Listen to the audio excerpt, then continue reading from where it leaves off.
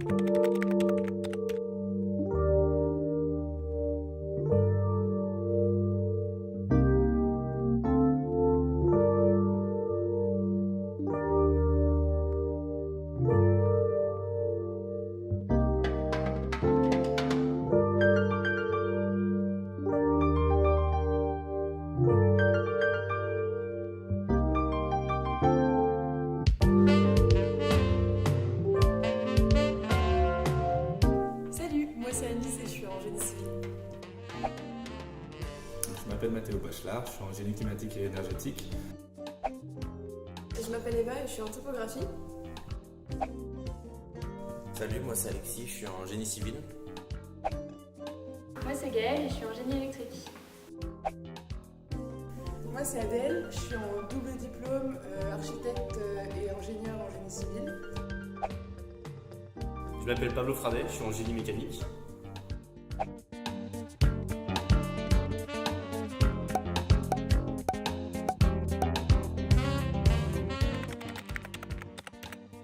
Investi. Je dirais dynamique, Engagée. volontaire, Pluridisciplinaire. créative. Soudé. Donc le but principal de notre projet, c'est d'aider la population défavorisée de la ville de Wonopa. Mais en plus de ça, à travers notre cursus, ce qu'on aimerait faire, c'est partager nos connaissances. Parce que malheureusement, il y a une grande partie de cette population qui n'a pas la chance d'avoir accès à notre éducation.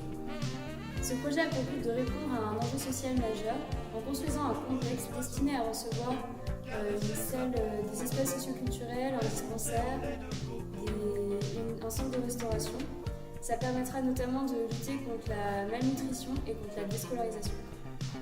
L'idée c'est de construire avec une technique locale ancestrale, la technique constructive de la butte nubienne, qui met en œuvre la terre crue, qui est un matériau naturellement disponible sur place en quantité.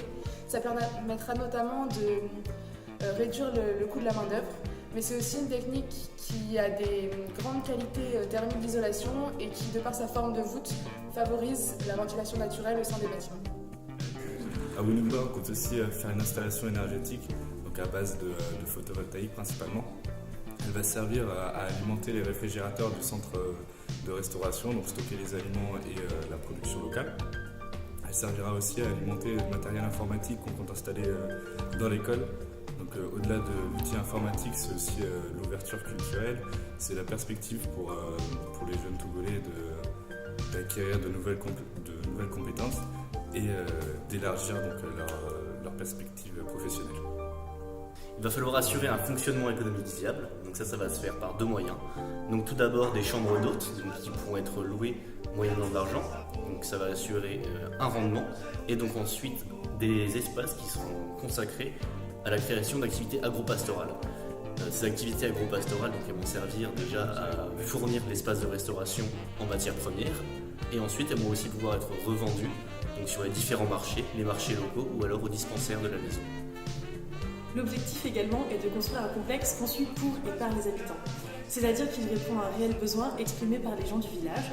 La construction se fera par des bénévoles, des volontaires venant du village, des alentours et d'ailleurs.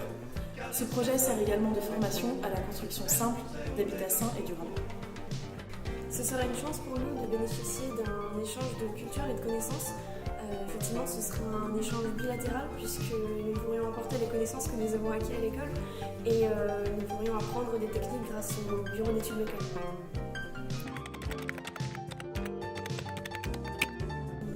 Humain, solidaire, Je dirais échange. durable, Enrichissant. Avenir. Je dirais le développement. Alors, ce projet d'éco-maison de solidarité est porté par l'association togolaise SOSVOL, avec laquelle nous travaillons et que nous essayons d'aider au travers différents moyens et différentes actions.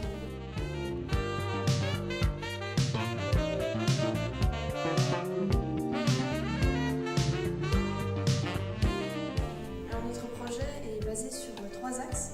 Le premier est l'axe écologique puisque nous utilisons des matériaux locaux et des installations à énergie renouvelable. Le deuxième, c'est l'aspect social, donc l'échange de culture et de connaissances qu'on va avoir avec les habitants de Togo. Et finalement, l'axe axe économique, puisque notre but est de rendre ce complexe autonome à l'avenir. Donc c'est ces trois axes qui vont faire que notre projet sera durable dans le temps et pérenne.